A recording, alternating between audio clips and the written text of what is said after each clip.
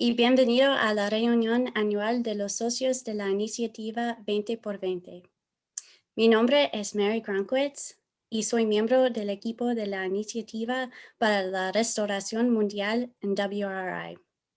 También hoy me complace ser su maestra de ceremonias.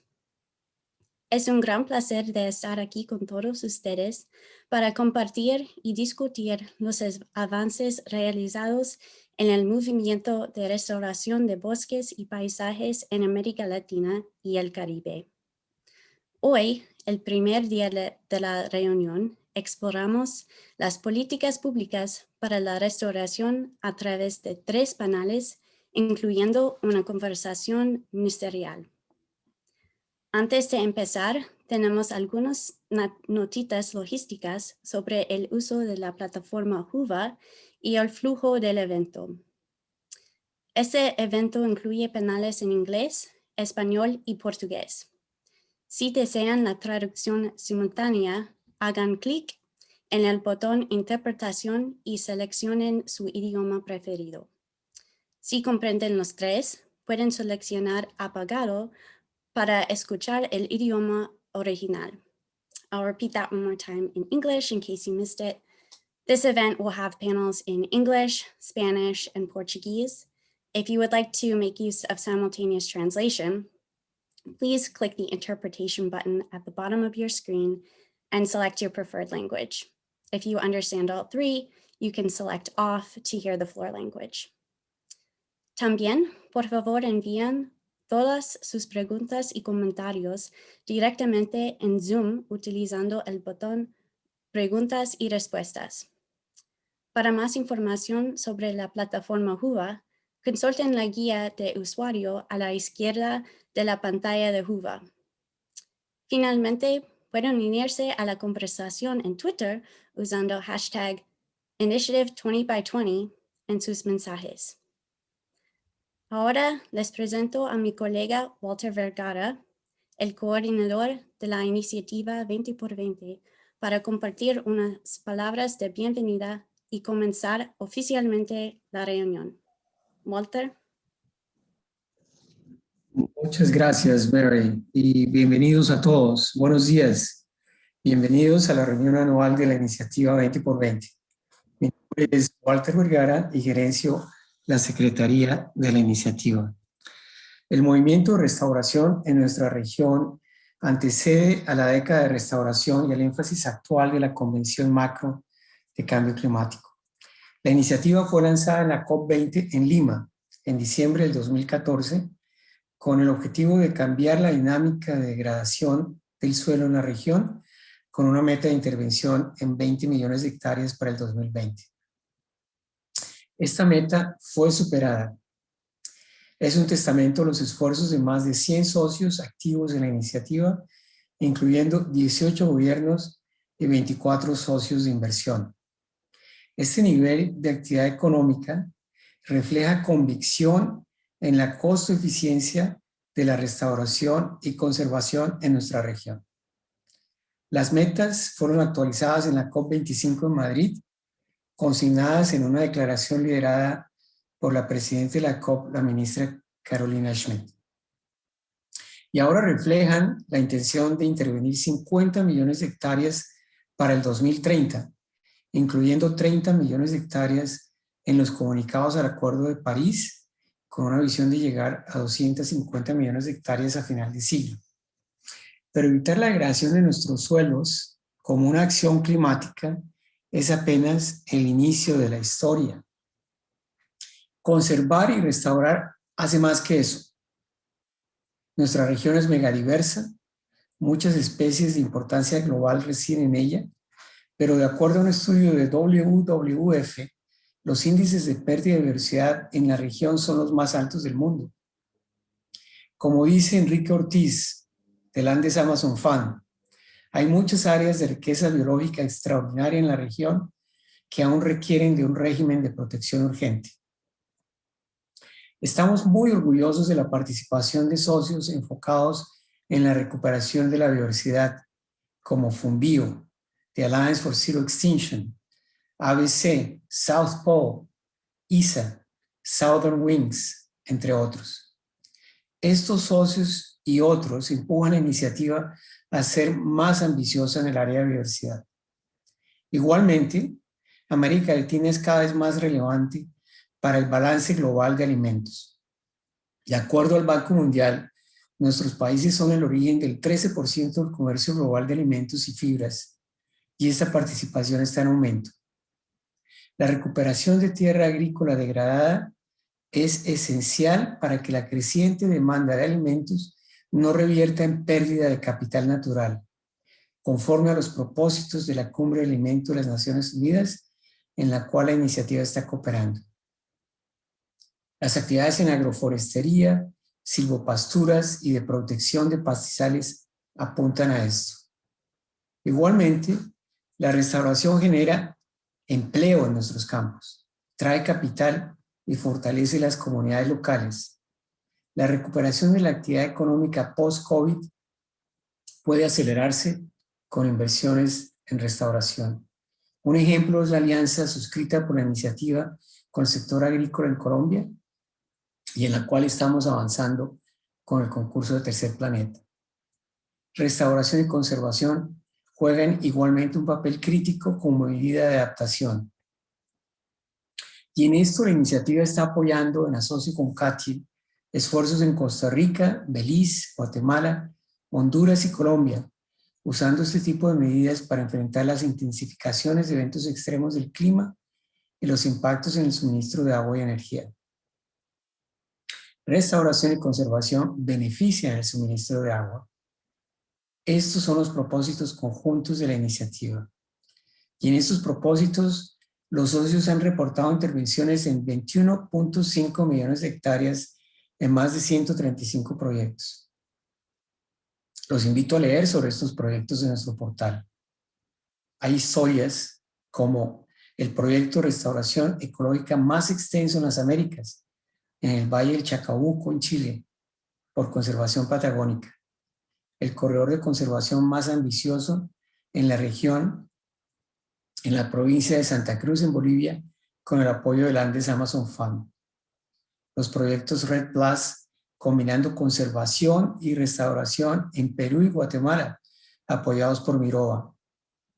Los proyectos de agroforestería, combinando reforestación y producción agrícola de 123, Urapi, Moringa, Caraná, Mirova, Pomona y otros. Las innovaciones financieras avanzadas por Permian y el Forestry and Climate Change Fund. Los socios técnicos están ahora trabajando en 9 grupos tarea, analizando asuntos de política, incentivos, biodiversidad, mercados de carbono, innovación en inversiones, suministro de semillas, monitoreo y otros temas. Innovaciones en monitoreo, incentivos, mercados de carbono están siendo generados. La iniciativa ha logrado agruparnos en intereses comunes, pero el desafío requiere de esfuerzos adicionales. De ello depende el que realmente se cambien los indicadores de degradación, se reviertan las pérdidas en biodiversidad, se logre una producción sostenible de alimentos, se aumente el empleo y la actividad económica en el campo, se mejore la resiliencia climática. Hay mucho trabajo por hacer y hay que comenzar enseguida. Y por eso estamos aquí hoy. Esta reunión tiene el tema de Nature-Based Solutions, pero también el de restauración para biodiversidad y producción de alimentos. Hoy se hablará de políticas de restauración, con la apertura por parte de la ministra Schmidt, y tendremos discusiones sobre políticas para apoyar Nature-Based Solutions en un panel ministerial dirigido por la ministra Mesa de Costa Rica, sobre el uso de instrumentos para acelerar políticas y el papel de Nature-Based Solutions en los comunicados al Acuerdo de París.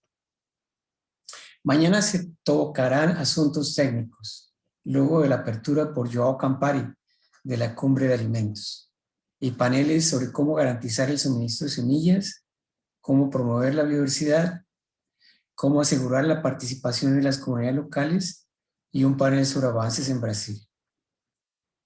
El jueves, luego la apertura por Christian Samper de WCS, Estará dedicado a inversiones con paneles sobre restauración en gran escala, con Taryn Barclay de Cargill, restauración fuera del bosque con Chantel Samuels de Coastal Zone Authority de Belize, inicio del proceso de inversiones en restauración con Marcela Quintero del CIAT y mercados de carbono con Graham Watkins del BID.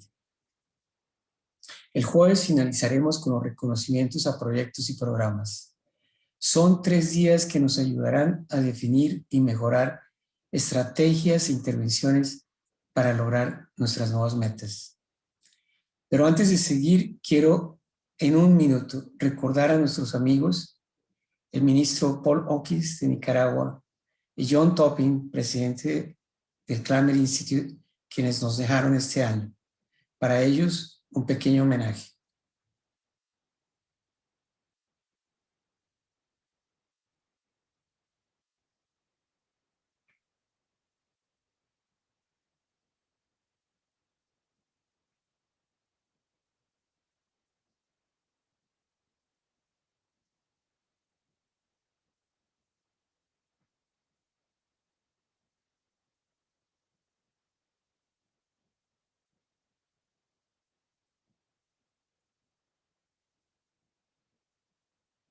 Los recordamos con mucho cariño, mucha añoranza por todo lo que ellos hicieron para esta causa. Bienvenidos de nuevo.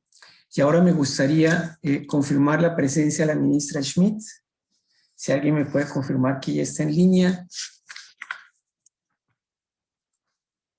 Sí, ministra, qué bueno saludarla. Muchísimas gracias por estar aquí. Voy a tomarme un minuto para presentar a la señora ministra. Un minuto no le hace justicia, por supuesto. La ministra Schmidt fue nombrada ministra del Medio Ambiente en el 2018 con una proposición muy sencilla, que la única forma de realmente lograr desarrollo sustentable es internalizando el medio ambiente y cuidándolo. Este mensaje se cruza en todos los sectores y es el mensaje bandera que lleva la ministra en su administración. La ministra es presidente de la COP25, nos ayudó a lanzar la Declaración de Madrid, lideró la Declaración de Madrid, que nos ha dado las nuevas metas en la iniciativa, y en ese rol ha sido esencial para empujar la agenda de acción en cambio climático, llamando a todos los países para que sean más ambiciosos en sus comunicaciones al Acuerdo de París. Le doy la bienvenida a la ministra, una gran amiga de la iniciativa. Estamos muy orgullosos de que usted nos acompañe. Adelante. Muchas gracias, Walter. Un saludo muy grande, ministros, autoridades y a todos los participantes. Agradecer también este minuto en que hemos despedido ahí a nuestro querido Paul, a Tom, que muy sentía partidas, ¿verdad? Personas que se lo han jugado tanto por el cuidado del planeta y la integración del medio ambiente a un desarrollo verdaderamente sustentable. Saludar especialmente desde Chile, ¿verdad? Y agradecer a World Resources Institute y a la iniciativa 20x20 por la organización de esta reunión anual para la región de América Latina y el Caribe. Vivimos tiempos muy difíciles, que duda cabe, la pandemia del COVID-19 con todas sus implicancias económicas y sociales se suman a la otra grave crisis global que nos afecta y que no ha estado en cuarentena, el cambio climático y la pérdida masiva de biodiversidad. La comunidad científica internacional nos llama la atención y a actuar frente a la crisis bioclimática que estamos enfrentando y nos muestra claramente cómo el cambio climático y la pérdida de capital natural están indisolublemente intercorrelacionados, debiendo abordarse de manera integrada. Tenemos un solo planeta.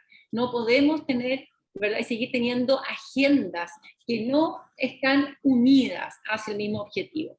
La Plataforma Intergubernamental Científica Normativa sobre Biodiversidad y Servicios Ecosistémicos, el IPSBES, identifica el cambio de uso de suelo como la principal causa de pérdida de biodiversidad asociado a la expansión de las tierras de cultivo, pastoreo, de vida, de hábitat de vida de la persona, ¿verdad?, sobre la vegetación nativa. Esto es muy importante de entender y evaluar en toda su magnitud, ya que los ecosistemas terrestres y marinos son los únicos sumideros de las emisiones antropogénicas, absorbiendo 5.600 millones de toneladas al año, equivalente al 60% de las emisiones mundiales.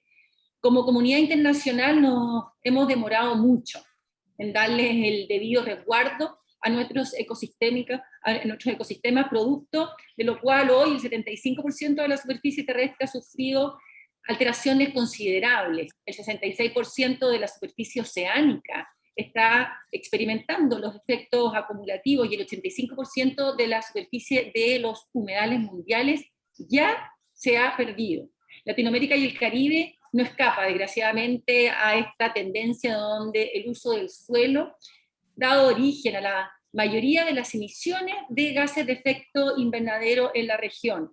Como país nos hemos hecho el firme propósito de hacer de las soluciones basadas en la naturaleza justamente parte sustantiva y transversal de nuestra nueva y actualizada NDC que presentamos en abril del año pasado, en la mitad de la pandemia, en la comunidad internacional, donde incluimos compromisos de soluciones basadas en la naturaleza que cubren una serie de ámbitos, tales como las áreas protegidas, los océanos, de forma muy importante, las turberas y los bosques.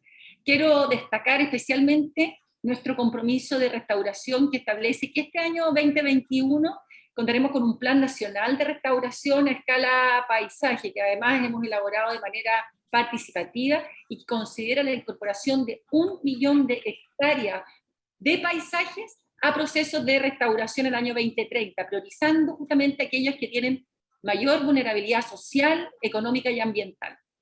La restauración es una de las soluciones basadas en la naturaleza que mejor y más sinérgicamente vincula los objetivos de biodiversidad, el cambio climático y los ODS. Como presidente de la COP25, hemos promovido firmemente las soluciones basadas en la naturaleza a nivel nacional, regional y mundial. Por ello, primero en la COP25, ¿verdad? La COP Azul, promovimos la integración de los océanos en la agenda climática, y esto es muy relevante bajo este mismo objetivo de integrar las agendas. Y junto a los ministros de Costa Rica, Colombia, Nicaragua, Argentina, Uruguay y Perú, hicimos un llamado a aumentar la ambición de la iniciativa 20x20 de Latinoamérica y el Caribe como parte de la acción climática mundial. Si bien todos reconocemos los logros de esta iniciativa durante el primer ciclo del 2020, vemos también la magnitud de los desafíos pendientes y por ende decidimos impulsar un incremento en los esfuerzos de restauración de 20 a 50 millones de hectáreas al 2030, es decir, 30 millones de hectáreas adicionales. Hoy reafirmamos la misma voluntad y convicción expresada durante la COP25 para integrar las soluciones basadas en la naturaleza y solicitamos a los agentes públicos y privados, nacionales e internacionales, a movilizar e invertir recursos en restauración de ecosistemas y justamente promocionar de esta manera un desarrollo social, económico y la costo-eficiencia que tienen justamente estas inversiones. Es esencial recuperar y aumentar la resiliencia de nuestros territorios y comunidades para enfrentar no solamente el cambio climático, sino también para reducir y revertir la degradación de nuestros paisajes y ecosistemas para recuperar nuestra biodiversidad.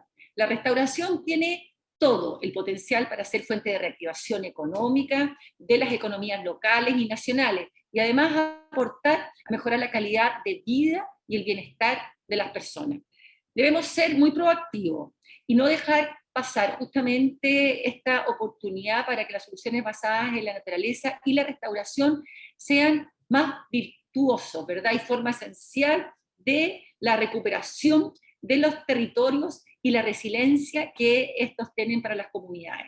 En ese contexto global son cada vez más las iniciativas que están sucediendo a distintas escalas y que van justamente en esta dirección de recuperar la salud del planeta, donde quiero destacar particularmente justamente la década de la restauración de las Naciones Unidas, el desafío de Bonn y la iniciativa 20x20. Se suma a ella el marco post-2020 del Convenio de Diversidad Biológica que se decidirá justamente en la COP15 que se llevará a cabo en China a fines de este año. Amigas y amigos, hoy nos enfrentamos frente al desafío de reactivar nuestras economías de los efectos de esta pandemia del COVID. bajo un enfoque de recuperación verde, protegiendo la naturaleza y el bienestar de las personas que dependen de la naturaleza. Chile, como presidencia de la COP25, continuará alentando a los estados partes de la convención a que presenten nuevas NDC más ambiciosas con estrategias climáticas de largo plazo, no solamente en línea con la carbono neutralidad y resiliencia, sino que incluya soluciones basadas en la naturaleza. Tenemos la oportunidad de mostrar liderazgo para salir de esta crisis del COVID de una manera más sostenible, inclusiva y resiliente, alineando nuestros objetivos climáticos con nuestros esfuerzos de reactivación en una sola agenda. Hoy es el tiempo de detener la espiral de degradación y sustentabilidad. No es una opción, es la condición del desarrollo, la única forma que podemos garantizar el futuro a las próximas generaciones. Y agradecer el tremendo trabajo, Walter, que está realizando justamente en esta iniciativa 2020 en pos de este objetivo. Muchas gracias. Señora ministra, muchísimas gracias por ese mensaje con el cual estamos 100% alineados. Cuente con la iniciativa como un instrumento en apoyo a sus objetivos, tanto locales en Chile o digamos nacionales en Chile, con los objetivos que usted lleva en la agenda de la COP. Muchísimas gracias, señora ministra. Espero que nos pueda seguir acompañando, por lo menos durante la participación del panel ministerial. Y con eso quisiera darle la bienvenida a la ministra Andrea Mesa de Costa Rica de Medio Ambiente y Energía.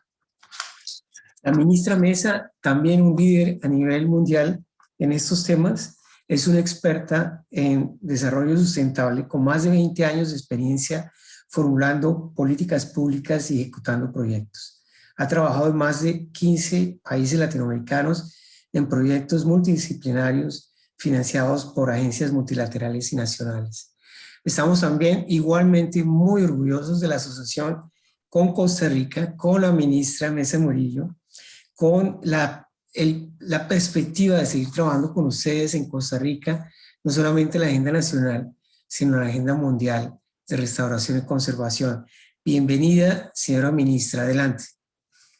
Buenos días, muchísimas gracias, Walter. Buenos días a la ministra Schmid, un gusto siempre tenerla en estos espacios y a todo el grupo de ministros con el que vamos a estar interactuando en un intercambio para seguir aprendiendo conjuntamente de estos retos que tenemos en torno a la restauración de bosques, de paisajes, un desafío con metas muy claras que tenemos en el marco de esta iniciativa. Eso es muy positivo cuando tenemos hitos numéricos muy claros y donde además vamos a estar conociendo cuáles son los avances que tenemos en cada uno de nuestros países, pero también cuáles son esas necesidades y esos desafíos y donde justamente la iniciativa 2020 viene a contribuir a generar espacios colaborativos, a definir cómo podemos mejor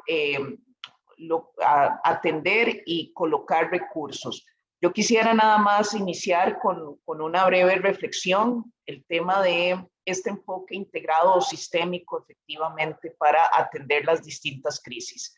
Ya lo vimos, la pandemia nos pone en un lugar complejo, pero al mismo tiempo una gran oportunidad para hacer esa reconstrucción de nuestras economías, donde ya entendemos que la naturaleza no es un obstáculo al desarrollo, sino es más bien una garantía, un capital para generar bienestar, es un activo fundamental que cada vez más vemos a la ciencia y vemos incluso a los economistas poniendo sobre la mesa la importancia de darle esa consideración.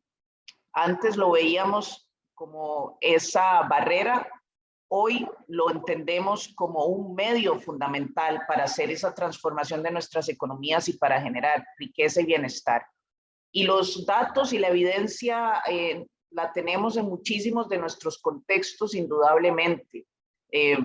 Yo pongo un dato sobre la mesa, por ejemplo, tenemos un reciente informe del aporte de las áreas protegidas en Costa Rica, de los beneficios de los parques nacionales, y hablan más de un beneficio de 1.900, casi 2.000 millones de dólares solo en el 2018, y eso representa cerca del 3% del PIB de Costa Rica. Y vuelvo, esto es una evidencia, y así vamos viendo una serie de distintos reportes de ese aporte, de los beneficios que nos dan tanto las áreas protegidas como nuestros bosques, como nuestros océanos, y los números son contundentes. Ahora bien, ¿cómo hacemos esa gestión? ¿Cómo garantizamos y alineamos estos desafíos vinculados con una agenda que este año Naciones Unidas nos llama a pensar este elemento de estos sistemas productivos de alimentos? Y tenemos también iniciativas interesantes, porque al final de cuentas todo este proceso de restauración pensado en esas zonas rurales y cómo hacemos esa integración con la parte agropecuaria, donde ya tenemos iniciativas y ejemplos interesantes y positivos, donde necesitamos escalarlos, pero donde empezamos a ver esa integración de esa agenda agroambiental fundamental en este proceso de restauración. ¿Qué estamos haciendo en las ciudades también para hablar de enverdecer las ciudades nuevamente y cómo hacemos esa integración, o en los espacios costeros donde también tenemos ecosistemas a veces muy degradados, muy golpeados, pero donde tenemos ya evidencia de lo rápido que la naturaleza se puede restaurar haciendo un manejo inteligente, eficiente, efectivo, y que al final esa combinación, y está también documentado, nos lleva a mejorar productividad, nos lleva a mejorar eficiencia, y es ahí donde encontramos esas oportunidades de ganar, ganar. En nuestro caso, una de las lecciones aprendidas es que efectivamente, además de esos marcos políticos claros, de hacer ajustes en la normativa, necesitamos también crear incentivos, y necesitamos que los dueños de los bosques vean esos beneficios. Y aquí es a donde muchas veces tenemos retos a nivel de nuestros países. En el caso nuestro, lo hemos compartido varias veces, el esquema de pago por servicios ambientales ha sido fundamental en lograr llevar beneficio a cerca de 20,000 familias en zonas rurales, y nos ha permitido trabajar en más de 1 millón de hectáreas en todo el país. Y al mismo tiempo trabajar igualmente con territorios indígenas, es decir, con muchas de esas poblaciones vulnerables. Y aquí es a donde viene esa magia de encontrar cómo las acciones basadas en naturaleza, las acciones basadas en recuperar el suelo, tienen esa magia de permitirnos implementar acciones de adaptación y trabajar con muchas de esas poblaciones vulnerables. Y es en ese contexto donde, con los actuales compromisos que tenemos en materia climática, nuestras estrategias de largo plazo, nuestras contribuciones nacionalmente determinadas, tenemos la oportunidad de establecer metas específicas para ir haciendo ese alineamiento. La ministra Schmidt bien lo ponía sobre la mesa, este enfoque sistémico que es fundamental, porque al final las 3 convenciones de Río las tenemos que ver integradamente, y aquí cambio climático, biodiversidad y degradación y desertificación nos dan una oportunidad maravillosa para ser más efectivos en este enfoque integrado. Y esto es parte de lo que queremos realmente conversar hoy con el panel de lujo que nos acompaña. Darle la bienvenida al ministro Carlos Correa, el ministro de Ambiente y Desarrollo Sostenible de Colombia. El ministro es experto en temas de desarrollo social, planeación urbana y desarrollo territorial, transformación de ciudades, y ha fungido como asesor y conferencista en temas de ciudades y territorios sostenibles con el BID, ONU Habitat, CAF, entre otros. Ministro, bienvenido. Tenemos también al ministro Gabriel Quijandría, el ministro de Medio Ambiente del Perú. Ha ocupado una serie de cargos igualmente internacionales con organismos como The Nature Conservancy, ha trabajado como jefe del departamento técnico del PROFANAMPE y ha ocupado cargo de viceministro de Desarrollo Estratégico y Recursos Naturales del MINAM, entre otros. Buenos días, ministro. Tenemos también al ministro Carlos Uriarte, ministro de Ganadería y Agricultura y Pesca de Uruguay. El ministro cuenta con una trayectoria de más de 30 años de trabajo vinculado al sector agropecuario. Desde el ámbito técnico, gremial, como empresario, ha sido igualmente una voz líder en la región en promover la actividad agropecuaria sustentable. Un placer tenerlo aquí, ministro, y es una de las evidencias de cómo vamos haciendo esa integración agroambiental. También nos acompaña Mario Rojas Espino, el ministro de Ambiente y Recursos Naturales de Guatemala. Durante su gestión, el ministro se ha enfocado en los avances en el respaldo de un laboratorio de calidad del agua, en la gestión del apoyo técnico en la recolección de residuos a entes generadores, educación ambiental, y ha puesto el tema de las áreas protegidas como una gran necesidad en Guatemala. Y por último, en este panel nos acompaña el ministro Fernando López, es el ministro de Ambiente y Recursos Naturales de El Salvador. Cuenta con amplia experiencia en temas de ordenamiento territorial, gobiernos locales. Anteriormente fue director administrativo de la base de datos alfanumérica y de cartografía catastral en el municipio de San Salvador. Creo que tenemos un panel con muchas realidades, muy interesante. La dinámica va a ser la siguiente. Primero voy a hacer una pregunta general para todas. Tiene cada uno 5 minutos para responder y luego entraremos a una pregunta específica en cada uno de los contextos. Sin embargo, con esta visión en cada una de nuestras latitudes a lo largo de Latinoamérica, empezaría con el ministro Carlos Correa. Y desde su perspectiva, ministro, ¿cómo ve el tema de las soluciones basadas en la naturaleza y este vínculo y su importancia para la acción climática? Ministro, le doy el espacio por 5 minutos. Adelante. Bueno, muchas gracias. Un saludo muy especial a todos mis colegas y amigos que nos hemos visto muy frecuentemente últimamente. Muchas gracias, ministra Mesa, a Walter Vergara, mandarle un saludo muy especial también.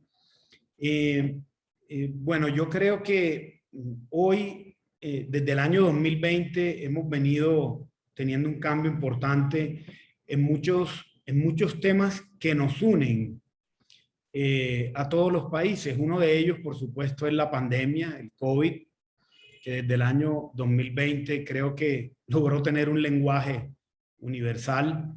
Y a raíz del año 2020, de esta pandemia, también hemos podido ver cómo el hombre se ha conectado mucho más con la naturaleza. Y aquí no solamente estamos hablando de los ministros de los países, sino de los niños, de los jóvenes, de los adolescentes, de las comunidades que habitan en el territorio, se han conectado mucho más. Y esto nos ha llevado a que los ciudadanos exijan mucho más. Pero al mismo tiempo es una gran oportunidad para trabajar en la protección y conservación de nuestros recursos naturales con soluciones basadas en la naturaleza.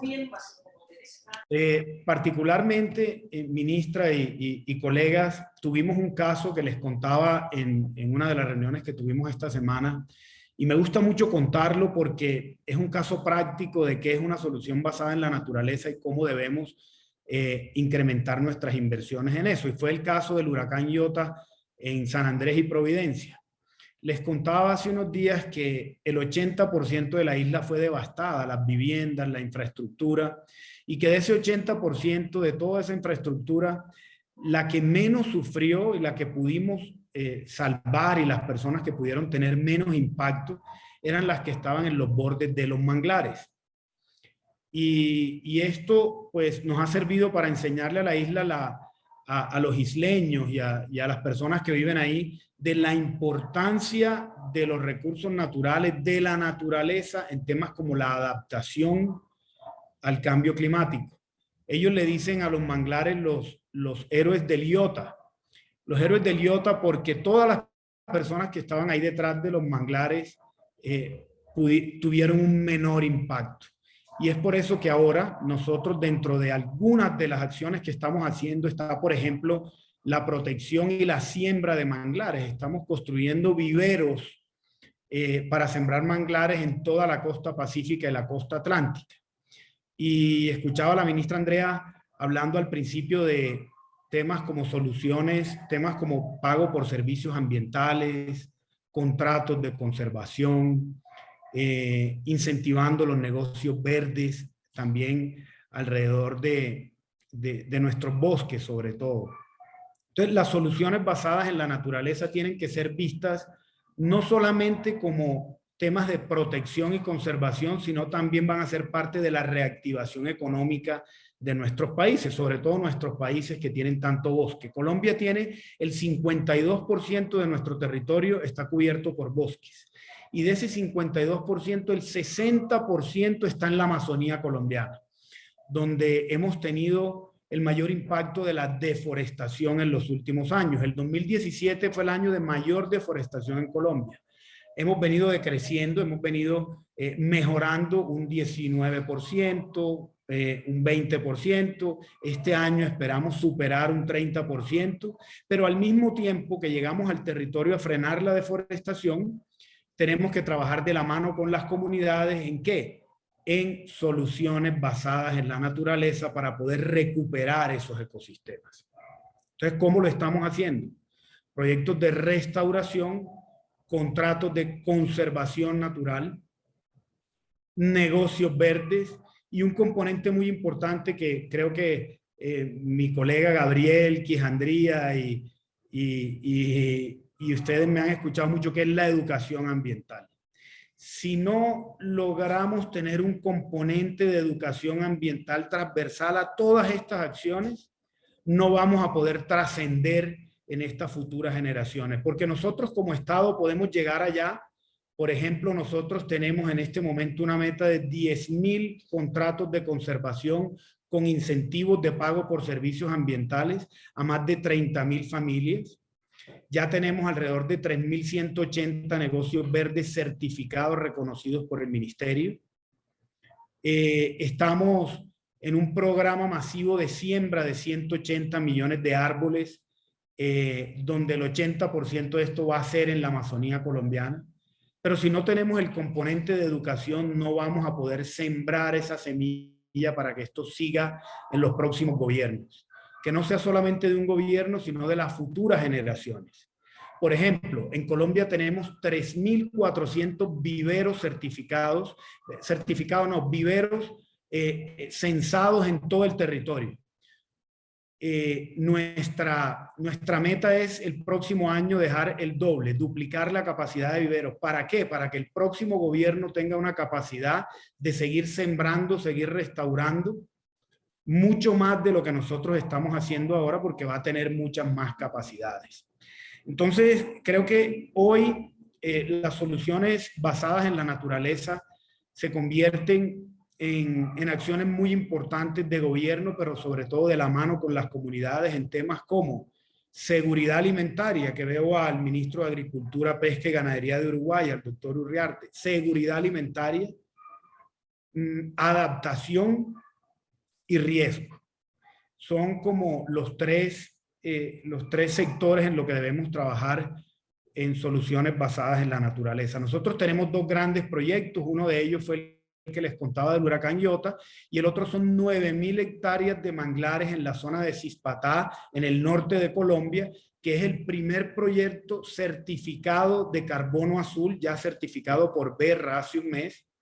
Y hoy los manglares tienen 10 veces mayor capacidad de captura que un bosque terrestre. Entonces ahí estamos haciendo un trabajo muy importante en la medida en que podamos ver el valor del bosque, de los manglares, pues no vamos a afectarlos. Y es por eso que estamos trabajando en proyectos no solamente en bosque terrestre, en bosque húmedo o tropical, sino también en los manglares, donde ya hay ahí más de 500 familias que van a estar recibiendo beneficios económicos, y por supuesto con unos programas de educación vamos a estar trabajando en la conservación de estos ecosistemas. Entonces yo creo que a grandes rasgos, ministra, es un poco un componente de educación ambiental para poder llevar este lenguaje a todos los ciudadanos y que puedan entender lo que es una solución basada en la naturaleza. Muchas veces tendemos con nuestro lenguaje técnico, académico, estar en diferentes escenarios, y ahora tenemos que desescalar el lenguaje a todas las comunidades y que todos podamos aprender lo que son las soluciones basadas en la naturaleza, la importancia de la conservación y protección de nuestros recursos naturales, y más allá de eso, cómo desde nuestro sector vamos a poder ayudar en la reactivación económica post-COVID a través de este tipo de soluciones.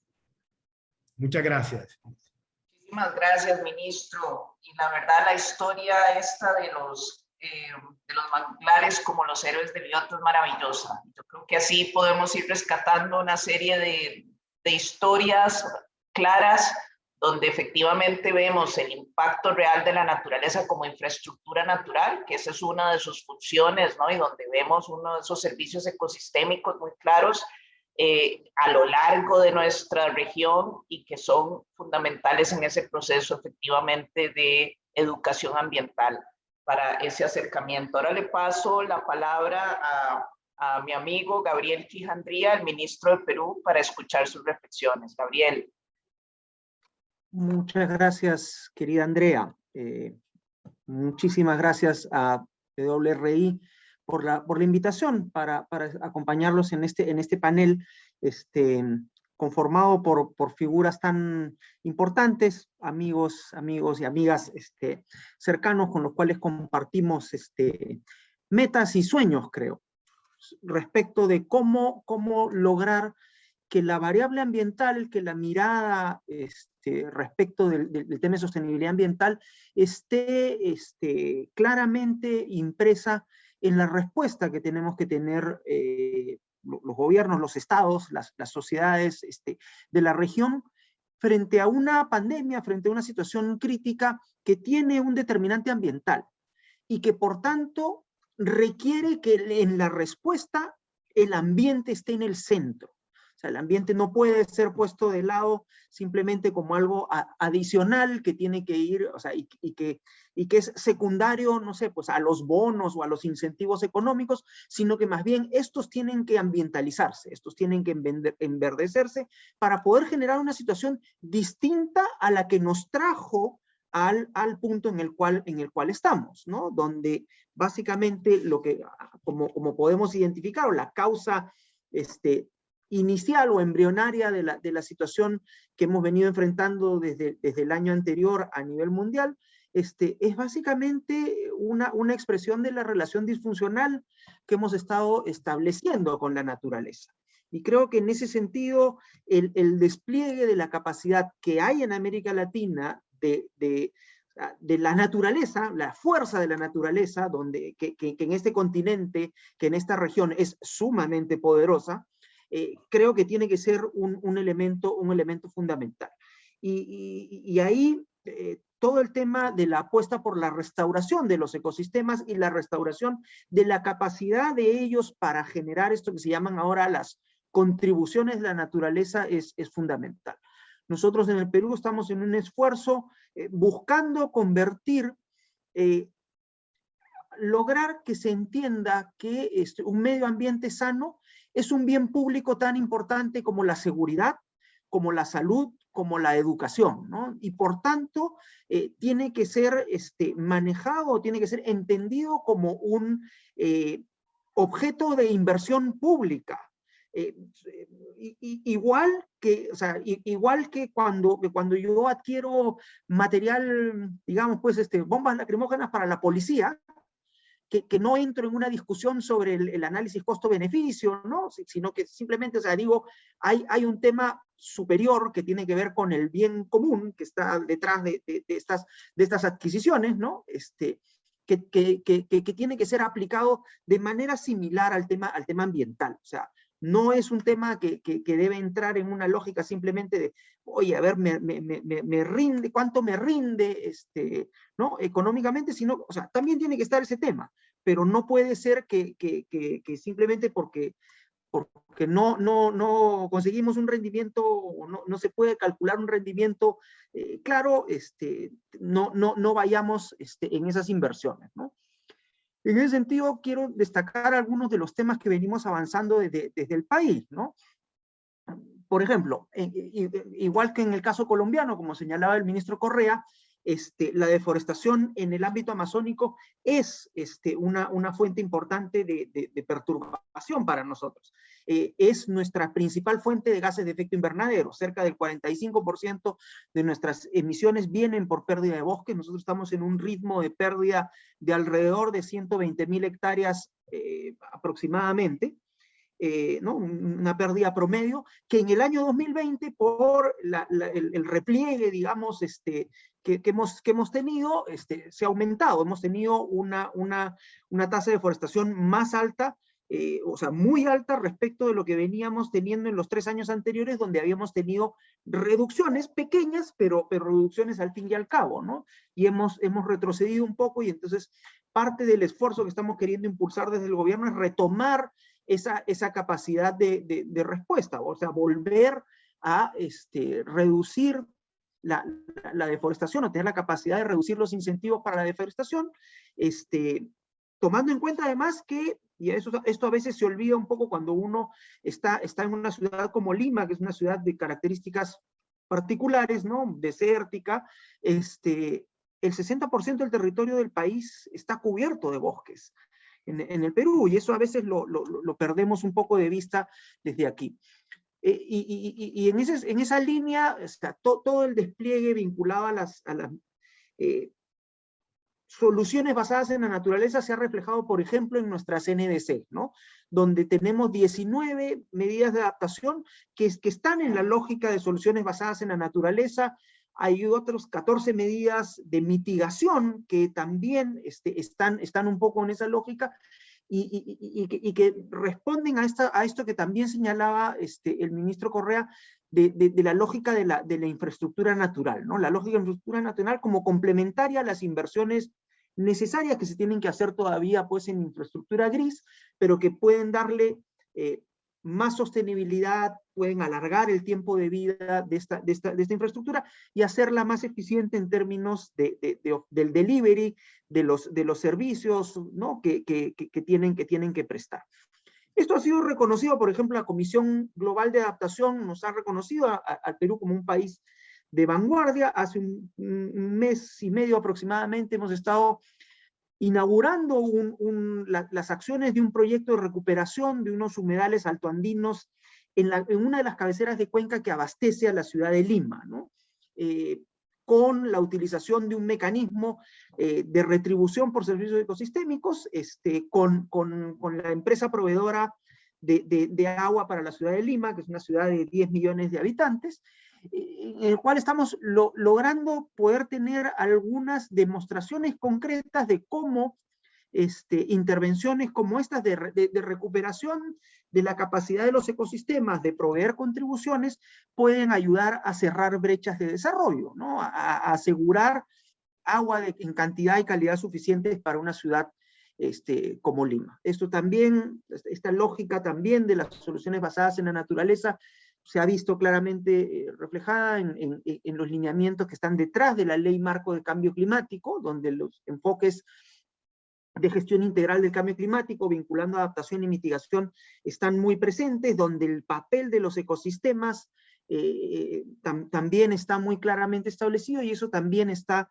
siendo claramente mostrado en el proceso que estamos llevando justo en este momento, en la formulación de nuestra Estrategia Nacional ante el Cambio Climático al 2050, y nuestro Plan Nacional de Adaptación, que está justo en el proceso final de validación. Entonces, la apuesta está siendo por poder desplegar de manera fuerte este esfuerzo desde el sector público, pero también desde el sector privado, aprovechando mecanismos de financiamiento sobre los cuales voy a hablar ya en la siguiente pregunta, utilizando ciertos mecanismos innovadores que el Ministerio de Economía y Finanzas, por ejemplo, ha establecido para promover la construcción de infraestructura, a ver cómo se pueden aplicar en la lógica de la infraestructura verde también, ¿no? Generando un complemento adicional de disponibilidad de más recursos que puedan ir para apoyar estos temas. Muchísimas gracias. Gracias, Gabriel, y muy interesante, ¿verdad? El concepto que ponen sobre la mesa no es un tema ambiental adicional, sino que estamos hablando de un tema central de modelo de desarrollo donde necesitamos enverdecer nuestros sistemas financieros. Eso es en el fondo, dar señales claras a los actores en el mercado y necesitamos seguir generando innovación de cómo hacerlo. Al final de cuentas, entender la naturaleza como parte de esos activos, de ese patrimonio que tiene una nación, de ese capital natural, así como hemos invertido en ese capital humano y vemos que generamos más valor agregado cuando hacemos esas inversiones en ese capital humano, pues creo que estamos, gracias a la generación de mucha información, WRI genera reportes muy interesantes, tenemos el informe de Dasgupta, donde vamos viendo lo clave que es entender justamente a la naturaleza como parte de esos activos y de ese capital natural y la lógica entonces de invertir en ella con esa misma claridad desde nuestros gobiernos. Le paso ahora la palabra al ministro Carlos Uriarte, el ministro de Ganadería, Agricultura y Pesca de Uruguay. Ministro, un placer tenerlo aquí en medio de todos estos ambientalistas. No tenga miedo. Estamos abiertos a trabajar conjuntamente y es realmente más bien un placer tener esa visión porque creo que ese es ese reto clave, esa integración de agrario-ambiental fundamental para hacer restauración en nuestros paisajes. Así que, ministro, adelante, un placer tenerlo aquí. Buenos días, buenas tardes, muchas gracias, ministra Andrea. Realmente para nosotros es un placer y solo basta con compartir con ustedes, bueno, nuestro saludo a los gratos colegas, cálido saludo de Montevideo, la capital más austral de América, con mucho más frío seguro que muchos de ustedes. Pero permítanme ubicar al Uruguay para que vean el compromiso que tenemos con el ambiente y me siento totalmente a gusto. Uruguay somos 3 millones de personas y producimos alimentos para 30 millones de personas y es nuestro desafío aumentarlo ante una humanidad en crecimiento. Y de ahí que la importancia de conservar nuestros recursos naturales, de que las soluciones basadas en la naturaleza son particularmente importantes para países como el nuestro. Y le añado otro dato, somos el país más ganadero del mundo. Es el país que tiene más vacunos por habitante, lo cual el desafío se aumenta en lo que se refiere a la captura de carbono para tratar de compensar las emisiones de gases de efecto invernadero de nuestros rumiantes. Es por eso que quería compartir que los desafíos están planteados ya desde hace mucho en la búsqueda de soluciones basadas en la naturaleza en nuestro país. Y ejemplo de eso es que nuestra matriz de energía eléctrica hoy está basado prácticamente en la naturaleza, con fuentes de energía eólica e hidráulica, lo que nos asegura ser mucho más generosos. Y que nuestra ganadería está basada el 60% en nuestro campo natural, nuestro campo nativo, asegurándonos la conservación del mismo, no solo en su salud, sino también en su biodiversidad. Y que el campo nativo, el campo natural en los últimos años, 20 años, se ha incrementado entre un 20 y un 30%, a la vez que también estamos promoviendo el cultivo de campos de montes forestales. Uruguay se adhirió a la iniciativa 2020 en el 2017 con el compromiso de destinar esfuerzos a la restauración de nuestro bosque nativo, de los suelos agrícolas y de los pastizales degradados. En particular, el campo natural, como llamamos nosotros a los pastizales naturales, ocupa más de la mitad de toda la superficie del Uruguay y es un agroecosistema de singular importancia para la región, hablando del Cono Sur. Por esto, el país trabaja evaluando el estado del campo natural y para buscar soluciones para revertir los procesos de degradación. Por el apoyo técnico de la iniciativa y el financiamiento del gobierno de Alemania, nuestro ministerio, junto al Ministerio de Ambiente, con el cual trabajamos, por eso le decía, muy conjuntamente en Uruguay, está llevando a cabo un proyecto para la identificación y evaluación de oportunidades de restauración del campo natural desde finales del 2019. Pero ¿qué entendemos nosotros por la restauración del campo natural? Es un proceso adaptativo y participativo a largo plazo para restituir a escala de paisaje la provisión de los servicios ecosistémicos de los suelos y comunidades vegetales de los pastizales degradados. La restauración además contribuye a la resiliencia y valoriza nuestro campo natural. Nuestro ministerio participa activamente con el Ministerio de Ambiente de nuestro país en un proyecto global sobre degradación y manejo sostenible de pastizales implementado por el apoyo de la FAO y la Unión Internacional para la Conservación de la Naturaleza.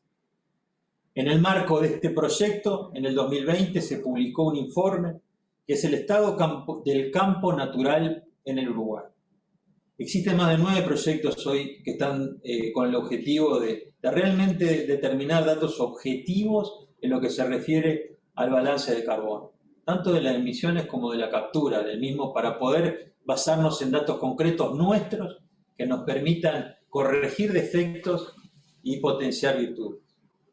Este informe nos dice que la cobertura del campo natural se redujo en un 14% desde el 2000 al 2015 en el Uruguay. Esto tuvo asociada a una fragmentación del paisaje, una pérdida de biodiversidad, erosión de suelos, afectación de la calidad de agua y, no menos importante, cambios en los estilos de vida de la gente que vive en los medios rurales. Además de una caída en la superficie, se observa un proceso de degradación en los pastizales existentes. La salud de los suelos no solo es la base de la sostenibilidad de las actividades agropecuarias, además nos ayuda a capturar carbono en el suelo y compensar las emisiones nacionales de gases de efecto invernadero, como ya lo mencioné.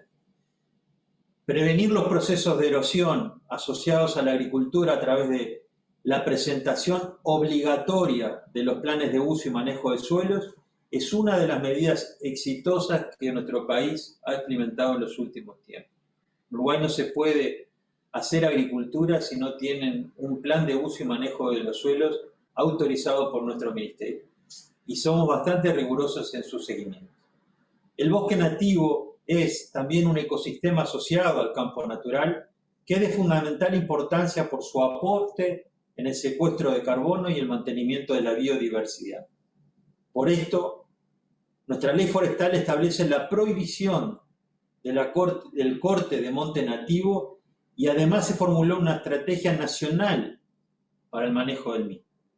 Sin embargo, también existe evidencia de proceso de degradación de ese ecosistema que nos hace necesario tomar acciones adicionales. Es decir, a pesar de poder avanzar en esto y poder compartir con ustedes cifras positivas, también hemos detectado degradación en ese monte nativo que está siendo atendido en los últimos años.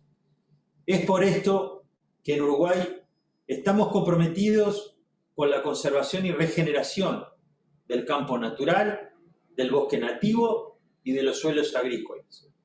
Creemos que este tipo de ámbitos, como el que estamos disfrutando ahora, son fundamentales para unir y potenciar los esfuerzos regionales en esa dirección.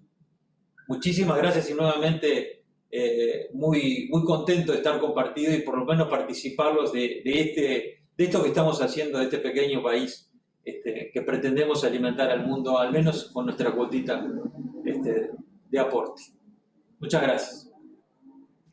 Gracias, ministro, y gracias por traer esas reflexiones tan importantes. Y un elemento que tomé aquí nota, la salud de los suelos. La salud de los suelos es fundamental para todo lo que hacemos, ¿no? En ese proceso productivo, pero también en ese proceso clave de justamente de restauración de nuestros bosques, de nuestros distintos ecosistemas. El suelo es la base de todo y ese elemento creo que justamente son los ministerios de Agricultura los que siempre nos traen y nos lo ponen aquí en agenda. Comentarles, por ejemplo, que en este momento estamos en esa actuación de agenda agroambiental conjunta, haciendo mucha investigación de cómo recarbonizar el suelo con acciones claves en esa línea y creo que hay un espacio, un potencial muy interesante. Vamos a pasarle ahora la palabra al ministro Mario Rojas Espino, el ministro de Ambiente y Recursos Naturales de Guatemala. Ministro, aquí también muy cercanos, nos hemos visto recientemente, un gusto tenerlo aquí y le pasamos la palabra, ministro. Muchas gracias, ministra. La verdad es un verdadero gusto compartir con ustedes. Creo que la reciente actividad que desarrollamos el día sábado fue de mucho éxito y de mucho beneficio para la región. Me congratulo con el hecho de compartir con ustedes en este tipo de actividades. Reciban todos un cordial y fraternal saludo desde una de las naciones con mayor riqueza natural y cultural del mundo, Guatemala. Guatemala se encuentra entre los 19 países megadiversos del planeta, con una cobertura forestal que oscila en el 33.7% de su territorio. Sus bosques nativos contribuyen significativamente con los medios de vida de las poblaciones locales. Alrededor de 1/3 del territorio nacional ha sido declarado ya área protegida y cuenta con una gran riqueza de bienes y servicios ecosistémicos. También la pluriculturalidad del país y los conocimientos tradicionales y ancestrales de sus diferentes pueblos constituyen un potencial para responder ante los impactos del cambio climático. En Guatemala estamos convencidos de la importancia de la acción climática. Por ello, la protección del medio ambiente, la gestión de los recursos naturales, la lucha contra los efectos del cambio climático, así como la integración de los esfuerzos a nivel nacional y el cumplimiento de los compromisos internacionales son prioridad de nuestro gobierno. Desde el año 2014, el Estado de Guatemala se comprometió a restaurar el paisaje forestal hasta por 1.2 millones de hectáreas en zonas altamente vulnerables. En ese proceso se han desarrollado diferentes instrumentos de política pública, entre los que les puedo mencionar la Estrategia Nacional de Restauración del Paisaje Forestal de Guatemala. Es una iniciativa que contempla otros esfuerzos de mitigación al cambio climático, como la estrategia Red Plus, bajo la Convención Marco de las Naciones Unidas sobre la biodiversidad biológica, así como otros relacionados con el combate a la degradación de las tierras y lograr los objetivos de desarrollo sostenible, incluido el desafío de Bonn o Bonn Challenge, como lo conocemos. No obstante, nuestro principal instrumento nacional ha sido la Ley de Fomento de Establecimiento, Recuperación, Restauración y Manejo, Producción y Protección de Bosques de Guatemala, o mejor conocido como Probosque, que tiene como fin aumentar la cobertura forestal del país con la creación y aplicación de los programas de incentivos forestales. Esto tiene como objetivo general contribuir al desarrollo rural del país en armonía con el ambiente, a través del fomento de las inversiones públicas privadas. Esta ley y el marco regulador en materia de cambio climático permitirán una reducción de emisiones en el sector forestal que contribuirán a reducir la NDC hasta 11.2% en emisiones absolutas para el 2030, con acciones del Estado naturalmente, y una reducción adicional del 22.6%, condicionada al apoyo internacional también para el año 2030. El proceso de restauración del paisaje forestal de Guatemala es, por lo tanto, una respuesta a una necesidad local y global, un compromiso de Estado y un proceso que integra diferentes iniciativas internacionales de gran escala, lo que permitirá el cumplimiento de la NDC de Guatemala, con el apoyo institucional, técnico y financiero de los diferentes sectores del país, así como de la cooperación internacional. Con este escenario es primordial continuar con la implementación de acciones que permitan alcanzar las metas establecidas en la contribución nacionalmente determinada, además de crear sinergias entre las agendas de clima y desarrollo sostenible, la planificación oportuna a largo plazo y una recuperación encaminada a fortalecer los procesos nacionales en todos los niveles, con la visión de impulsar estrategias de largo plazo. En este marco, la Iniciativa 2020, como ustedes saben, es un esfuerzo liderado por los países de Latinoamérica para la restauración de tierras degradadas. Y pues, es un espacio como el que hoy estamos aprovechando. Promueve el diálogo político, técnico e interinstitucional para trabajar en forma conjunta en beneficio de nuestros bosques y tierras y buscar soluciones basadas naturalmente en la naturaleza para la acción climática. Muchas gracias a todos. Muchas gracias, ministro. Quisiera ver si me confirman si ya el ministro López de El Salvador, porque él me dice que está tratando de conectarse, si ya lograron ponerlo. Walter. Aún no, parece que tiene un problema técnico. Entonces sigamos con las preguntas y tal vez se nos una más tarde. Perfecto. Bueno, entonces quedamos pendientes con el... Me dice que sí, acá está, me dice que están ahí, no sé si entraron al panel general. Mientras lo resuelven, a ver si lo pasan a panelista, si les parece. Entonces voy a ir a una de las primeras preguntas particulares mientras traen al ministro de El Salvador como panelista. A ver, mientras resolvemos este tema técnico, porque él está conectado, aquí me está escribiendo y les agradecería al equipo técnico que nos ayuden con eso. Pero entonces, volvemos. Voy a empezar de nuevo con el ministro Correa de Colombia para ahora una pregunta específica a cada uno para avanzar un poco en esta línea. Y ministro, después de haber escuchado toda esta intervención clave, ¿no? de la importancia de las soluciones basadas en naturaleza, el rol que están cumpliendo en este momento en muchos de los procesos territoriales en Colombia. Ministro, ¿por qué es importante movilizar recursos para adaptación y en particular para viabilizar el uso de las soluciones basadas en naturaleza como medidas de adaptación? Y tal vez aquí lo más interesante, ¿qué podemos hacer para movilizar más recursos para la adaptación? Porque ese siempre es un tema importantísimo en todo este contexto internacional de finanzas climáticas. Adelante, ministro, y estamos pendientes de que nos resuelvan el tema del ministro de El Salvador. Adelante. Muchas gracias, ministra Andrea. Bueno, yo creo que luego de escucharlos y ver cada uno de nuestros países qué está haciendo en nuestros sectores y me alegra porque siempre hay buenas prácticas que podemos tomar de cada uno de nuestros países, ¿no? A veces cada uno de ustedes está haciendo grandes cosas que podemos aplicar nosotros también en nuestros territorios. Y es por eso tan importante las agendas binacionales que tenemos con algunos, las agendas regionales. Aquí tenemos un hito muy importante de la próxima década. Considero que es lo más importante.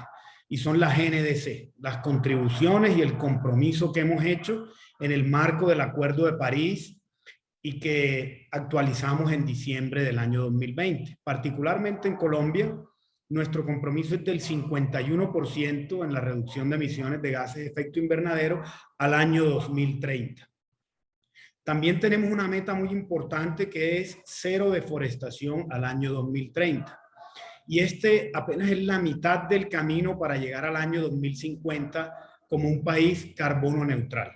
Entonces, si ven, hoy tenemos una autopista que es la descarbonización de nuestras economías.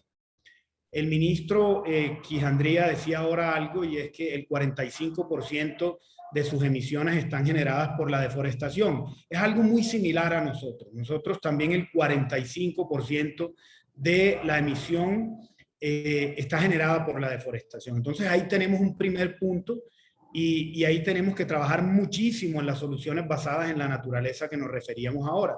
Pago por servicios ambientales, proyectos de restauración, proyectos de adaptación como el tema de manglares que ponía, pero también hay una línea importante que es la movilidad sostenible, las energías renovables, proyectos agroforestales, como mencionaba nuestro ministro Carlos de Uruguay, y la regeneración de estos ecosistemas y del suelo.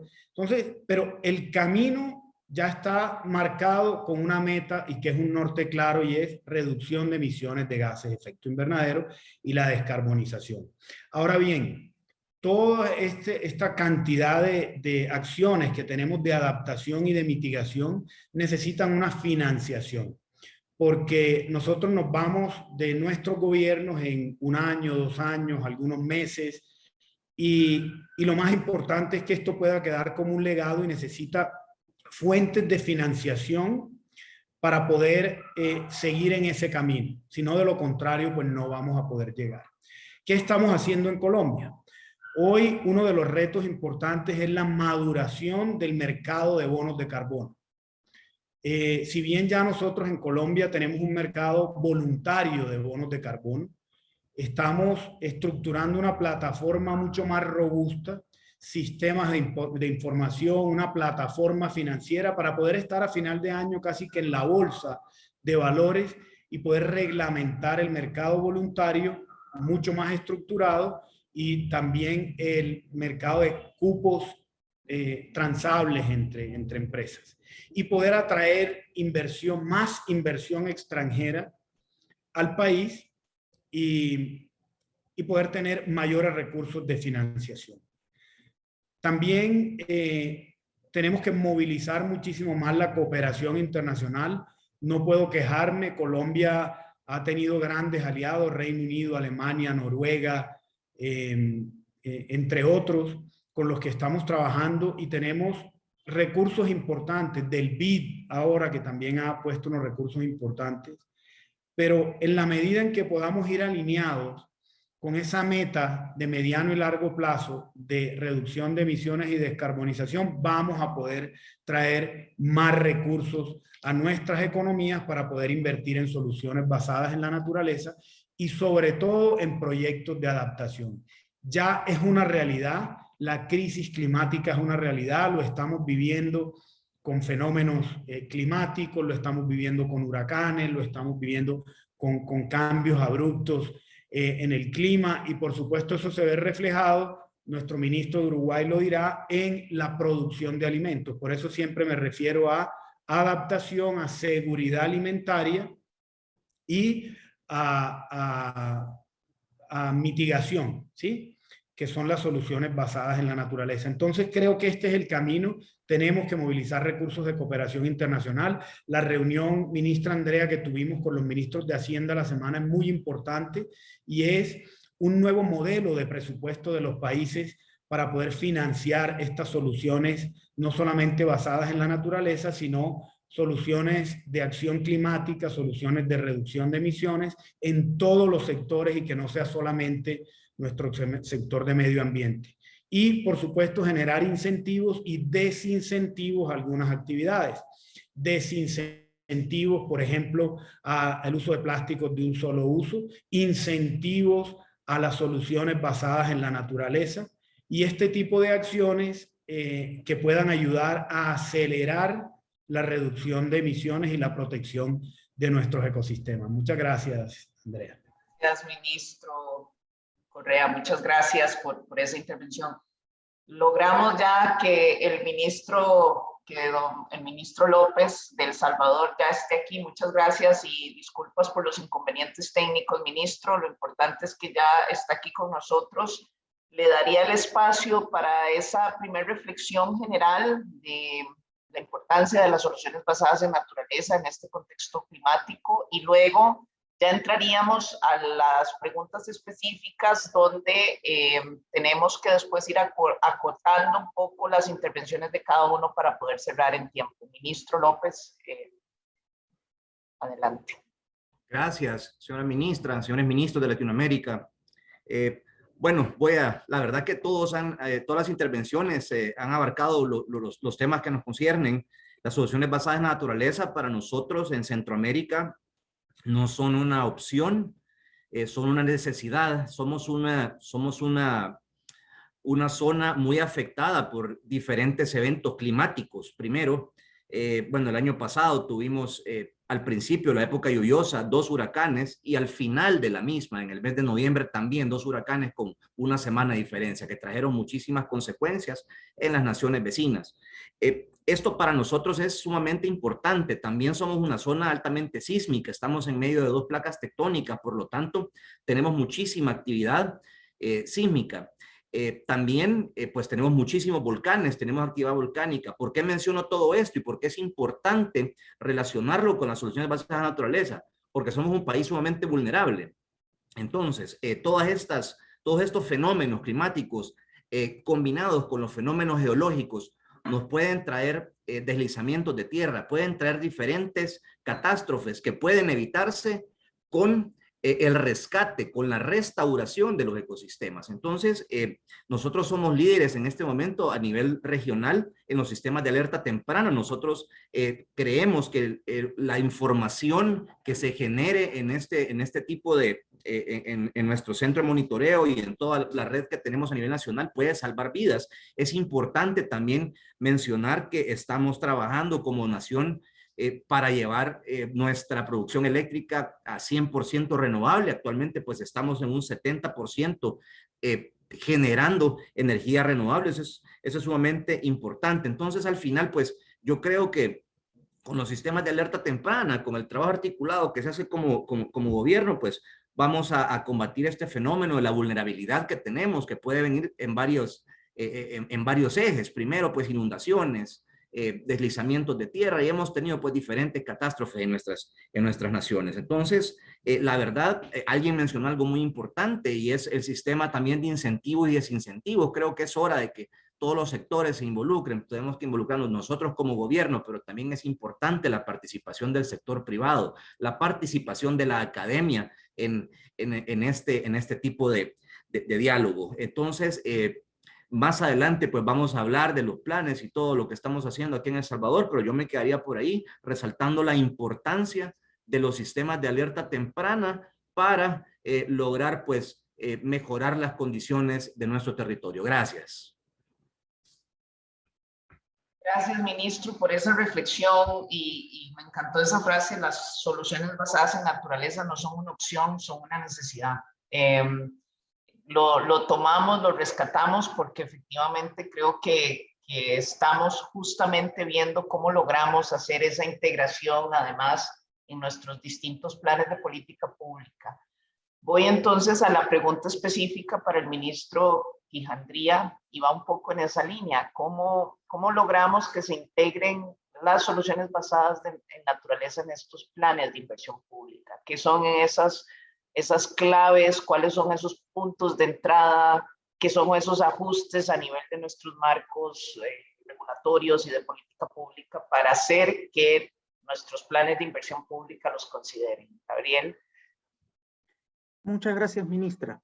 Y claro, volviendo un poco a la reflexión que hacía anteriormente, el paso inicial es poder entender que las funciones que los ecosistemas proveen o que los ecosistemas tienen, ¿no? Esto que se conoce como las contribuciones de la naturaleza, son un bien público y que por tanto son pasibles de recibir financiamiento público, deben recibir financiamiento público, ¿no? Son un objeto de financiamiento público como cualquier otra inversión que uno pudiese identificar en diferentes sectores, ¿no?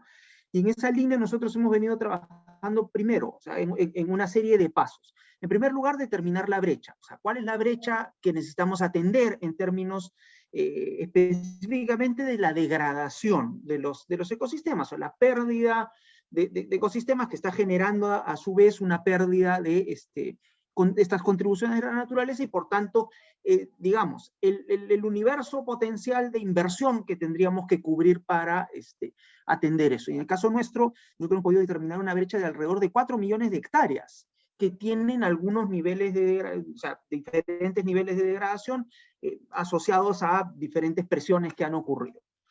Situaciones distintas en función de la zona del país que uno trabaje. En la costa, en la costa norte, por ejemplo, en la zona de la frontera con Ecuador, por lo general tenemos tierras afectadas por exceso de agua, ¿no? por irrigación poco eficiente.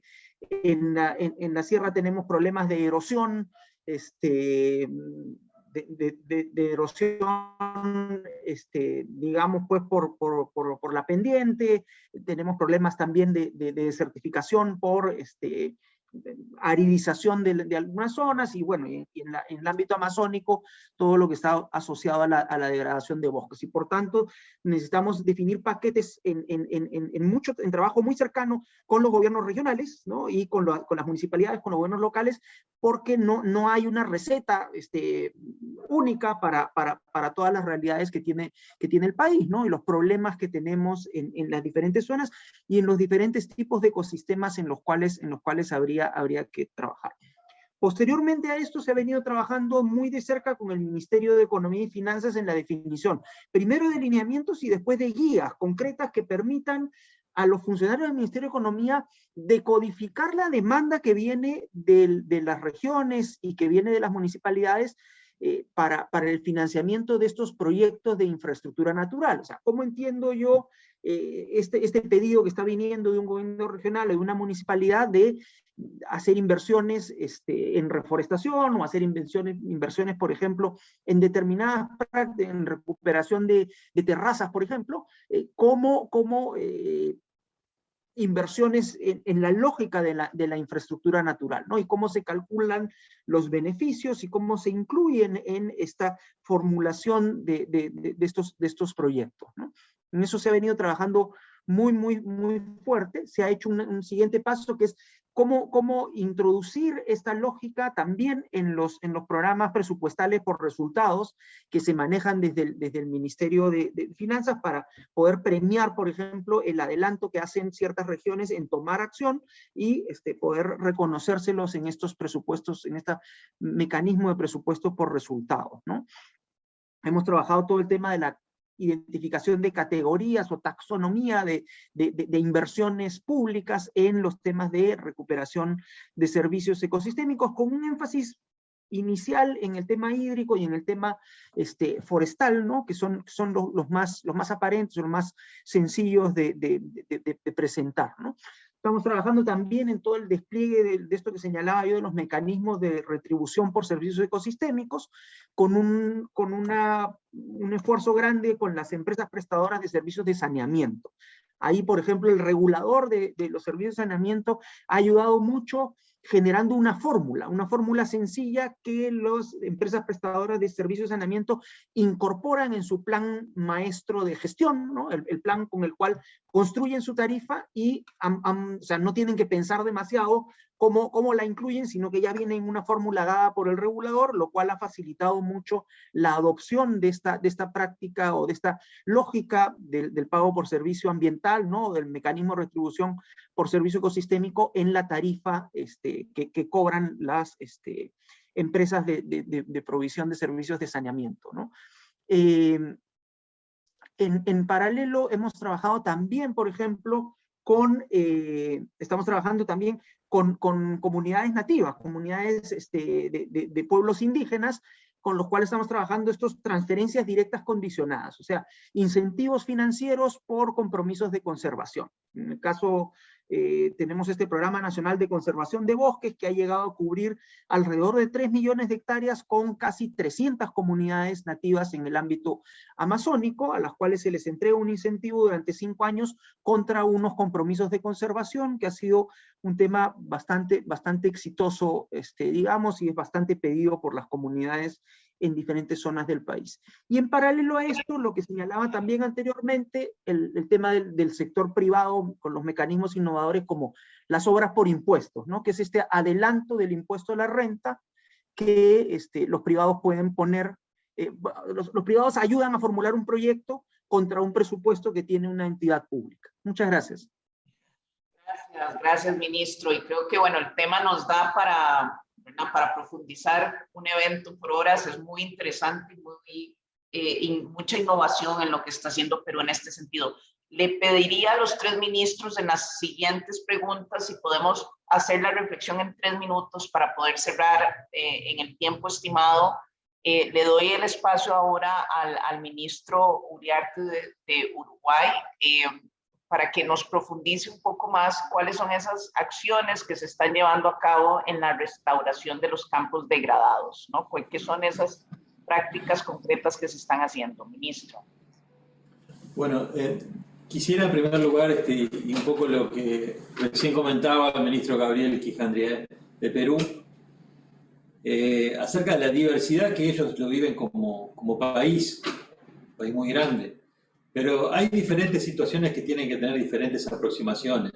Y también mencionaba el ministro Carlos Correa de que era similar en cuanto a las emisiones de gases de efecto invernadero, la importancia que tienen los montes nativos. En Uruguay, el 60% de las emisiones de gases de efecto invernadero provienen de nuestros vacunos, de nuestros rumiantes. Para percibir un poco de las diferencias que puedan haber en las aproximaciones al desafío, que es el mismo, pero las aproximaciones pueden ser bien distintas. Y quisiera destacar en lo que es la recuperación de los suelos degradados el rol que tiene la ganadería. La ganadería de diferentes especies, pero sobre todo quiero citar a una persona a la cual admiro mucho, que es Alan Savory, una persona que ha promovido el manejo holístico y regenerativo en las pasturas degradadas, como una de las herramientas que tenemos que tener en cuenta, copiando lo que hacen las manadas nómadas en África para recuperar suelos que durante siglos fueron degradados. Yo creo que hay que prestarle atención a ese aspecto de respuesta natural basada en la naturaleza, que tiene años de observación y que pueden haber sido la respuesta a los efectos que la mala agricultura ha tenido en la historia de la humanidad y que muchas veces nos llevó hasta la propia guerra. Demasiadas veces, diría yo. Quería hacer un poco esa reflexión, que es en esa herramienta de manejo holístico y regenerativo que tenemos una gran alternativa para la recuperación. Y tenemos que trabajar en tecnologías que apunten a reducir, en el aspecto nuestro de ganadería, a reducir las emisiones y a aprovechar mejor los alimentos. Hoy hay tecnologías biológicas basadas en la biotecnología, de bacterias que pueden en el rumen aprovechar mejor las fibras y por lo tanto reducir las emisiones y mejorar el balance de carbono. No sencillamente eso, que estamos en un momento en el cual la humanidad nos va a demandar más alimentos, pertenecemos a una región en el mundo de la que va a tener la responsabilidad de enfrentar esa demanda que hoy está exacerbada por la pandemia, y que juntos debemos elaborar posiciones conjuntas que nos permitan tener una voz más fuerte de la que hemos tenido hasta ahora. Sobre todo en lo referido a los servicios ecosistémicos. Y como que en realidad somos acreedores climáticos en ese aspecto. Pero en esto es la última observación que en realidad a mí me preocupa, porque cuando hablamos mucho de bonos del carbono, tengamos en cuenta que quizás lo que nos dan el dinero por el bono no sea una excusa para seguir haciendo lo que hacen, que es siguiendo emitiendo más que nadie gases a la atmósfera.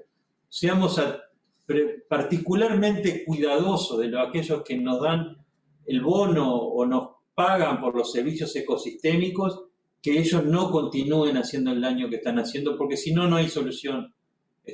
Van a seguir haciendo el daño que hoy están haciendo y lo han hecho durante muchos años.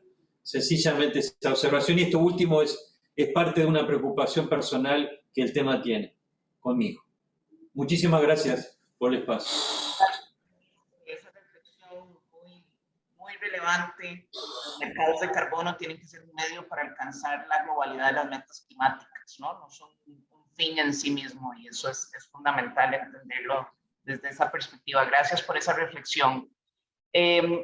Ministro Rojas, igualmente en estos 3 minutos, si nos puede comentar cómo ve su administración, el rol de la restauración y la conservación en la NDC de Guatemala.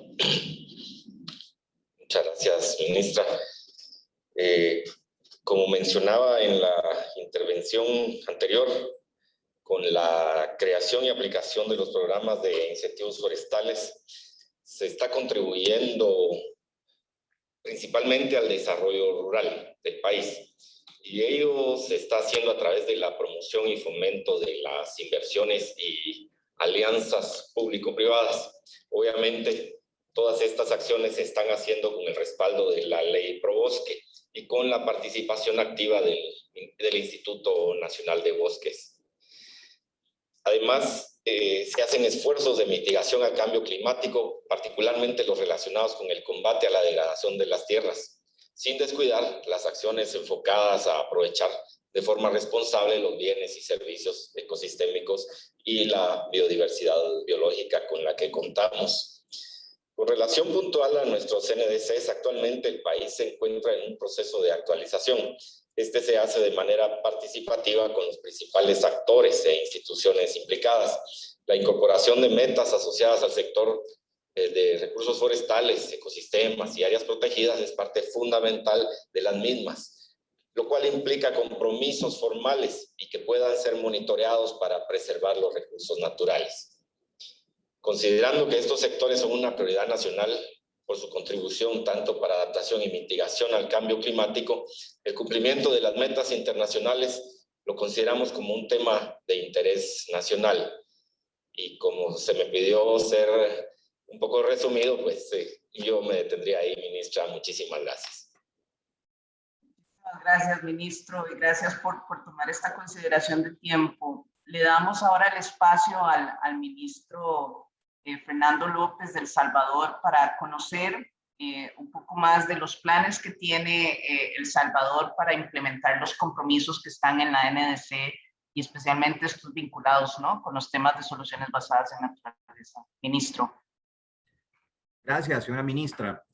Bueno, como lo mencionamos al principio, el enfoque nuestro es la adaptación basada en la mitigación. Nosotros somos fieles creyentes que la regeneración de los ecosistemas nos va a llevar medios de vida a la población. Nosotros hemos tenido muchísimos años de abandono en el agro, por ejemplo. Esto nos ha ocasionado pues diversos problemas. Uno de los problemas principales que se han tenido es la migración del campo a las ciudades y la migración de nuestro país hacia otras naciones. Entonces esto, pues, la verdad que el abandono que tiene el agro es una consecuencia, digamos, de la degradación de los ecosistemas. Por lo tanto, nosotros somos fieles creyentes que la adaptación basada en la mitigación, pues, puede resolver varios problemas. Hablamos, obviamente, no podemos obviar el hecho que somos una nación con un territorio de 20,000 kilómetros cuadrados. Por lo tanto, la ambición debe ser alta para nosotros, aunque nosotros, pues, el 100% de nuestro territorio, pues, es una ambición bastante grande. En otros países, pues, podría verse como un área, pues, muchísimo más pequeña. Pero es importante también mencionar el rescate de la cuenca de nuestro río más importante, como es el río Lempa, que es una cuenca trinacional, es una cuenca que compartimos con las naciones hermanas de Guatemala y Honduras, y también de eso se trata, pues, de adaptar, regenerar estos ecosistemas y al final, pues, producir, generar estos medios de vida para nuestra población. Gracias. Muchísimas gracias, ministros. Estamos así llegando al final de nuestra sesión. Gracias por su contribución en esta reflexión. Yo creo que hemos escuchado muchos aportes de lo que está sucediendo en cada uno de sus países. La restauración de los bosques y los paisajes es un tema central en nuestras estrategias climáticas, en los enfoques sistémicos. Lo vemos como una opción clave para generar adaptación, para generar más resiliencia, para lograr mejorar productividad, eficiencia.